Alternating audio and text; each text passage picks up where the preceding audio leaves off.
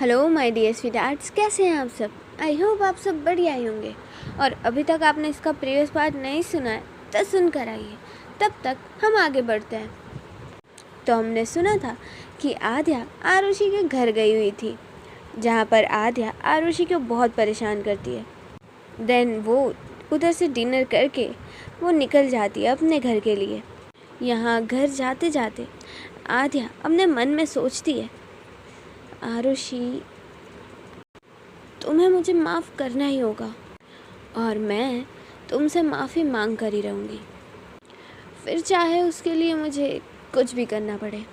Then आद्या ऐसे ही सोचते सोचते अपने घर पहुँच जाती है। जैसे वो अंदर जाती है तो देखती है कि दादी, रिशु और जानवी वहीं बैठे हुए हैं और जानवी रिशु को पढ़ाने आई हुई है।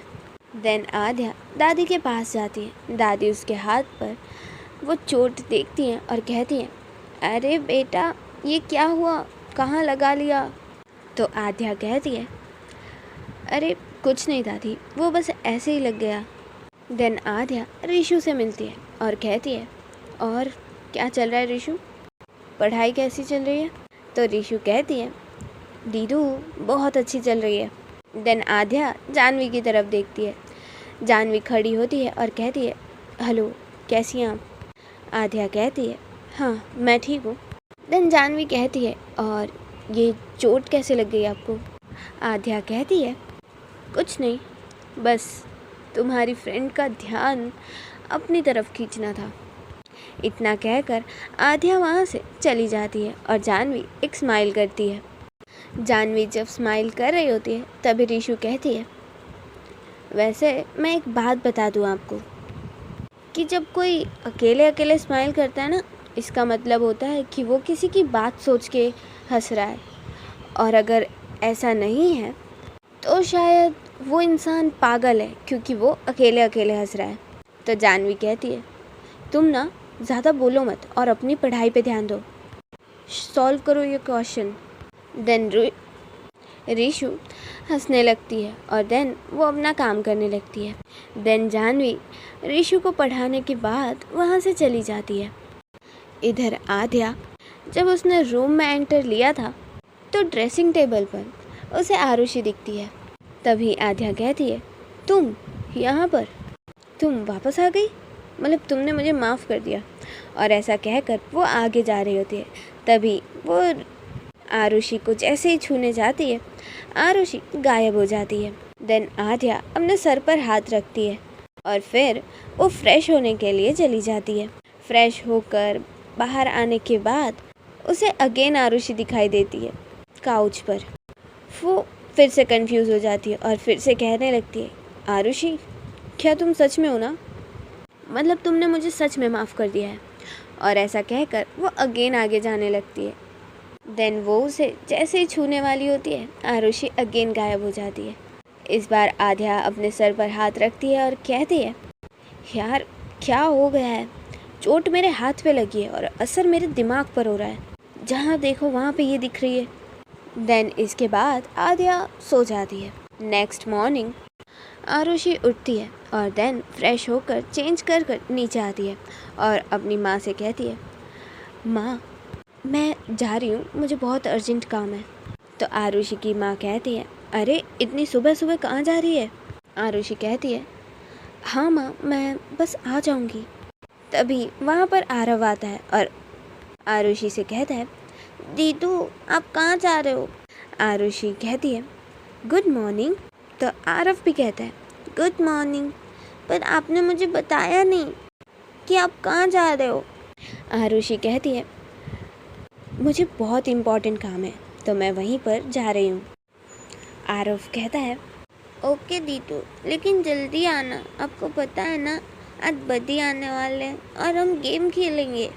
आरुषि कहती है, सॉरी आरव, लेकिन मैं नहीं आ सकती, मुझे बहुत इम्पोर्टेंट काम है।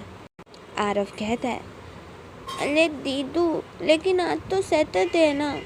आरुषि कहती है, लेकिन फिर भी आरव मुझे बहुत इम्पोर्टेंट काम है।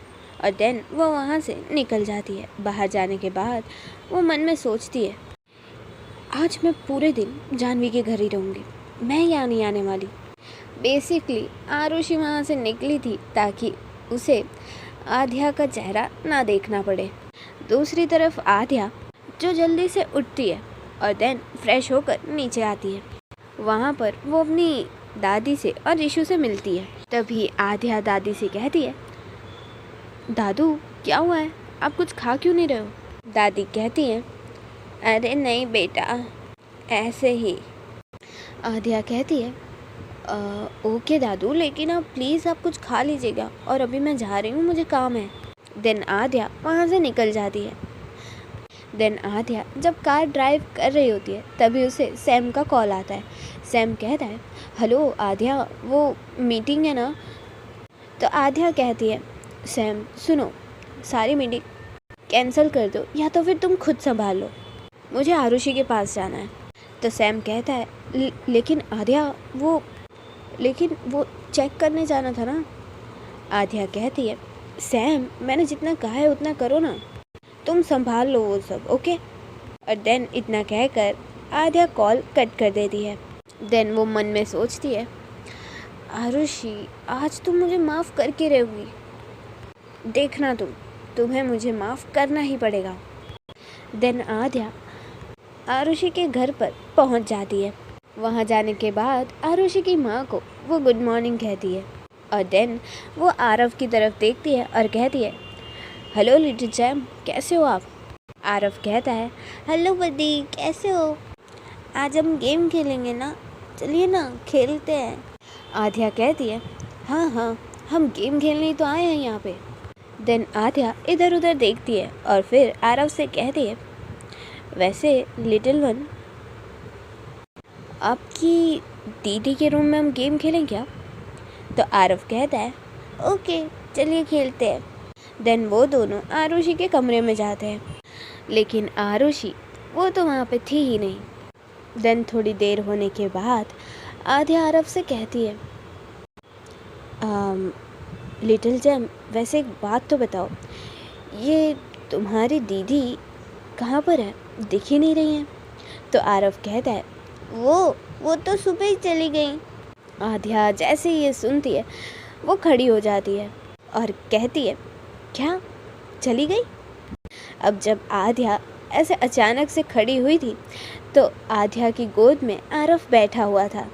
लाइक दोनों ही फ्लोर पर बैठे हुए थे और आरव आध्या की गोद में बैठा हुआ था, जिसकी वजह से आध्या जैसे ही खड़ी होती है तो आरव हल्का सा नीचे गिरता है।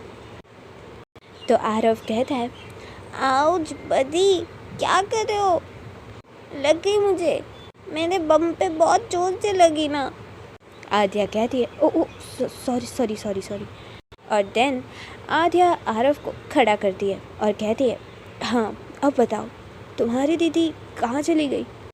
आरव कहता है, पता नहीं, उन्होंने बोला उन्हें बहुत ज़्यादा इम्पोर्टेंट काम है तो वो चले गए।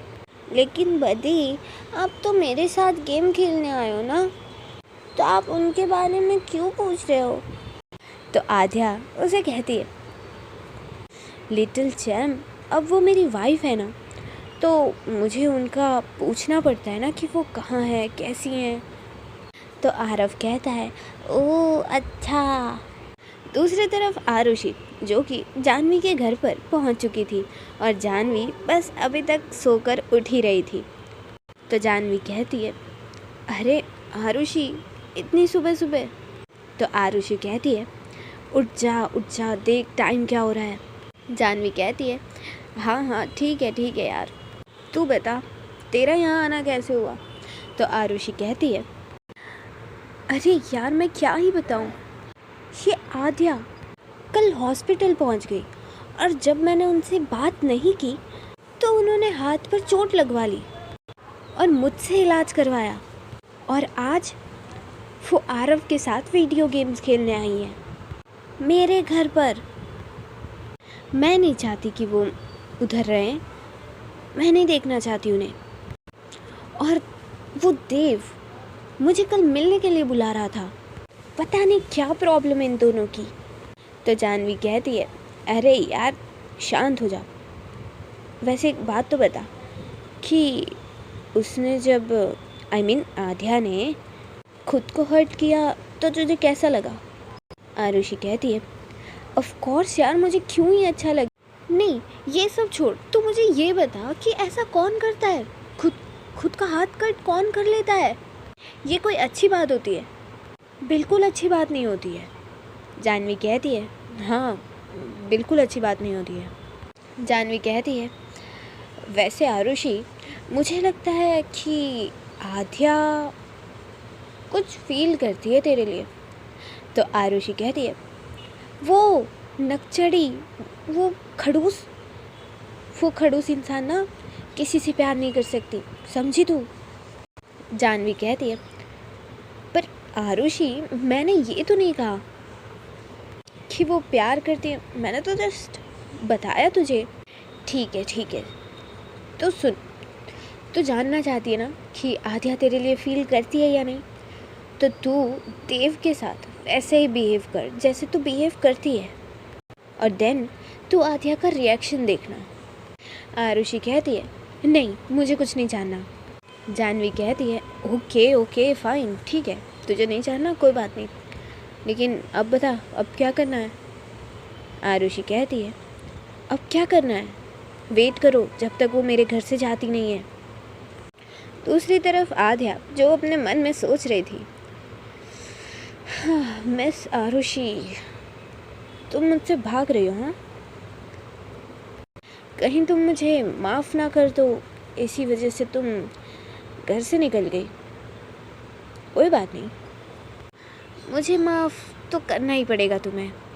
और देन इतना सोचने के बाद वो आरुषि की माँ के पास जाती है, उनकी हेल्प करती है। देन आध्या कहती है,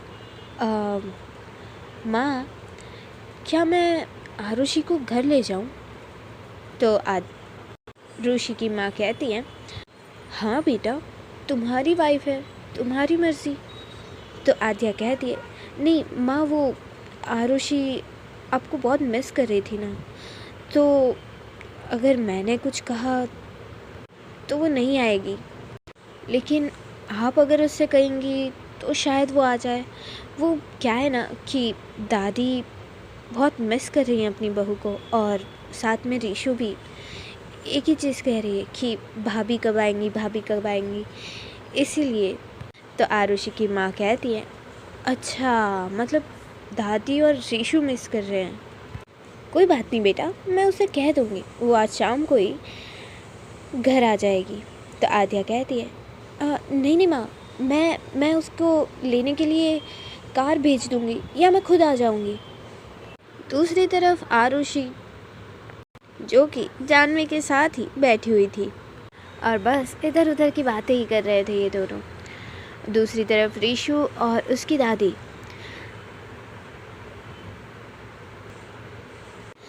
कहती हैं, अरे आरुषि को फ़ोन लगा और उसे कह कि वो घर आ जाए, उसके बिना मेरा मन नहीं लग रहा है। रीशु कहती है, दादी ठीक है, मैं कॉल करती हूँ। देन रीशु कॉल करती है और आरुषि पिक करती है। तभी रीशु कहती है, भाभी, वैसे आप कब तक घर आओगे? तो आरुषि कहती है, रीशु, मैं तो 3-4 दिन में आऊँगी। रीशु शॉक्ड होकर कहती है, 3-4 दिन? अब आरुषि को लगता है कि ये कॉल आध्या ने करवाई होगी, तो वो कहती है, रीशु, मैं आपको बाद में कॉल करती हूँ, मैं अभी बिज़ी हूँ। और इतना कहकर वो कॉल कट कर देती है। तभी दादी कहती है, मुझे मेरी बहू ना घर चाहिए, अब मुझे लगता है मुझे ही कुछ करना पड़ेगा। रीशु उनकी तरफ देखती है और कहती है, नहीं दादी, इस बार आप क्या सोच रहे हो? दादी कहती है, अरे बेटा, कुछ सोच नहीं रही हूँ, मैं बता रही हूँ कि मुझे मेरी बहू घर चाहिए। और सुन, अब हम ये ऐसा करेंगे, ठीक है? और देन उसकी दादी उसे एक प्लान बताती है, जिसमें रीशु भी ओके कर देती है। अब इधर आध्या वहाँ से निकल चुकी होती है और आरुषि शाम में उसके घर वापस आ जाती है। तभी आरुषि को एक कॉल आती है और वो कॉल रीशु की थी। रीशु कहती है, भाभी आप प्लीज़ जल्दी से आ जाइए, दादी को पता नहीं क्या हो गया, वो बेहोश हो गई हैं। आरुषि ये सुनकर घबरा जाती है और कहती है ओके मैं आ रही हूँ, ठीक है, तुम शांत रहना। और देन कॉल कट हो जाती है। आरुषि अपनी माँ से कहती है माँ मैं घर वापस जा रही हूँ, दादी की तबीयत ठीक नहीं है। और इतना कहकर वो वहाँ से निकल जाती है। देन आरुषि अपने घर पर पहुँचती है। वहाँ पे वो दादी को जाकर चेक करती है। आरुषि दादी से पूछती है दादी क्या हो गया आपको? तो दादी कहती है अरे बेटा क्या ही बताऊँ, ये लोग तो ध्यान रखते नहीं हैं, तू ध्यान रखती है लेकिन तू तो अभी अपने घर गई हुई है, तो बता मैं क्या करती। एक है जो कॉलेज चली जाती है, दूसरी है कि उसका तो अता पता ही नहीं रहता। आरुषि कहती है कोई बात नहीं दादी, अब मैं आ गई हूँ ना। देन आरुषि दादी के लिए जूस लेकर आती है और उन्हें पिला देती है। देन आरुषि उन्हें अपनी मेडिसिन देती हैं और फिर उन्हें उनके रूम में सुला देती हैं। अब आधी रात मीन्स थोड़ी रात में आध्या घर आती है। और जब वो घर आती है तो उसे बिल्कुल नहीं पता था कि आरुषि वहीं होगी। तो वो जैसे ही अपने रूम में जाती है वो अपना ब्लेज़र यानी कि कोट उतार के बेड पर फेंकती है और वो ब्लेज़र आरुषि के मुंह पर जाता है सीधा, जिसकी वजह से आरुषि उठ जाती है और आध्या से कहती है आप पागल हो, ऐसे कौन फेंकता है कपड़े बेड पर। आध्या आरुषि की तरफ देखती है और कहती है अरे यार ये फिर से दिख रही है। ऐसा कहकर वो आरुषि पर ध्यान नहीं देती। तभी आरुषि अगेन कहती है हेलो मैंने आपसे कहा है। तब तुरंत आध्या टर्न करके आरुषि को देखती है और कहती है तुम सच में हो, मतलब तुमने मुझे माफ़ कर दिया, तुम इधर आ चुकी हो राइट। और ऐसा कहकर वो उसके पास जाने लगती है और देन एक उंगली से उसे उसके गाल पे टच करने ही जा रही थी, लेकिन आरुषि उसका हाथ हटा देती है और कहती है क्या है। तो आध्या कहती है क्या है कुछ नहीं, मतलब तुम सच में आ गई हो ना। तो आरुषि कहती है हाँ, और मैं आपके लिए नहीं आई हूँ, मैं दादी के लिए आई थी क्योंकि उनकी तबीयत ख़राब थी, वो बेहोश हो गई थी। आध्या जब ये सुनती है तो वो दौड़कर अपनी दादी के रूम में जाती है और देखती है कि दादी सो रही है। तो वो अगेन अपने रूम में आती है और कहती है थैंक यू इधर आने के लिए और मेरी दादी का ख्याल रखने के लिए। आरुषि कहती है मेरी ओह ओके देन गाइस, आज के लिए बस इतना ही। आपसे मिलेंगे हम कल, तब तक के लिए okay then bye bye tata. और हाँ, सब्सक्राइब करना मत भूलिएगा, लाइक शेयर कमेंट भी करके ही जाइएगा यार। तब तक के लिए हम चलते हैं। Okay then bye bye tata, Radhe Radhe.